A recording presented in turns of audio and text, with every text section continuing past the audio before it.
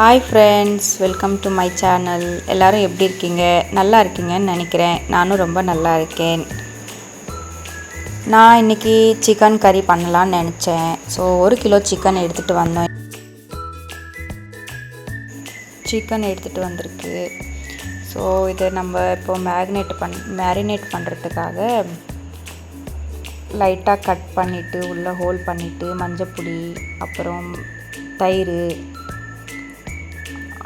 கொஞ்சமாக Kashmir chilli powder, உங்களுக்கு வேணும்னா காரப்பொடியும் நீங்கள் சேர்த்துக்கலாம். உப்பு ருச்சிக்கு எவ்வளோ வேணுமோ அவ்வளோ உப்பு. அதுக்கப்புறம் சிக்கன் மசாலா 2.5 ஸ்பூன்.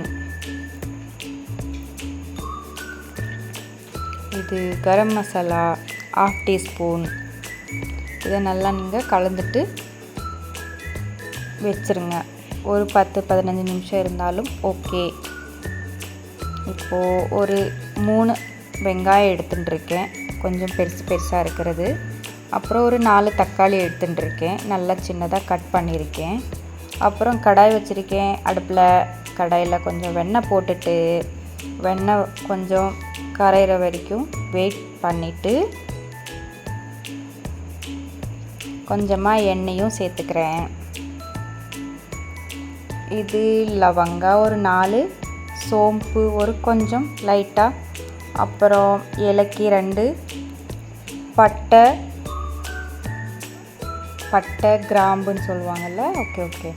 அப்புறம் சின்னதாக கட் பண்ணியிருக்கிற வெங்காயம் போட்டிருக்கேன். நல்லா வறுத்துட்டு நல்லா கொஞ்சம் லைட்டு ப்ரௌனாக வர்ற வரைக்கும் வெயிட் பண்ணலாம். அப்பப்போ கொஞ்சம் கிளறி கொடுக்கலாம். இப்போது அந்த தக்காளி கட் பண்ணியிருந்த தக்காளியை மிக்சியில் அடிச்சுக்கலாம். அந்த தக்காளி கூட கொஞ்சமாக பூண்டும் சேர்த்துக்கலாம். உங்கள் விருப்பம், ஜாஸ்தி கம்மி நீங்கள் பண்ணலாம். பூண்டு போட்டுட்டு பூண்டும் தக்காளியும் மிக்சியில் அரைச்சிக்கலாம். இது நான் எண்ணெயில்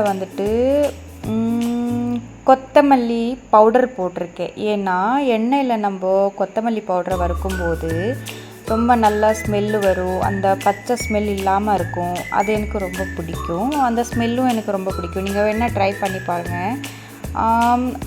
கறியும் ரொம்ப நல்லா டேஸ்ட்டாக இருக்கும்.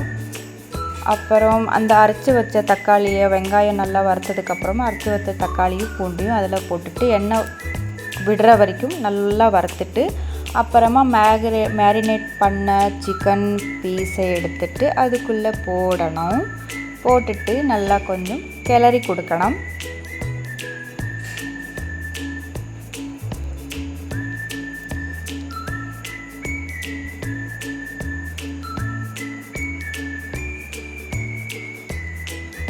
அதுக்கப்புறம் ஒரு 10 நிமிஷம் நம்ம மூடி வைக்கலாம்.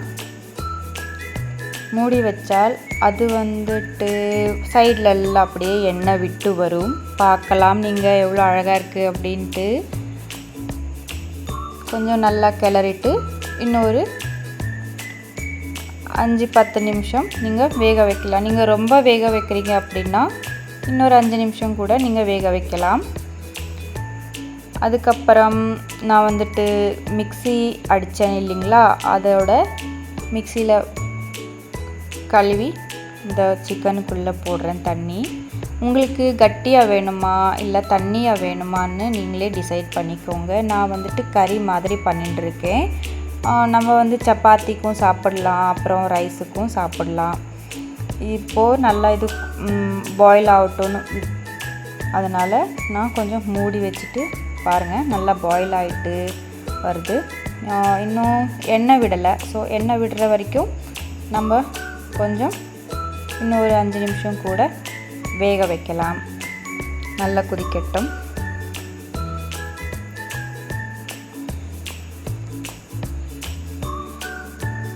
அப்பப்போ கிளறி கொடுங்க, இல்லைன்னா அடியில் தீஞ்சு போயிடும்.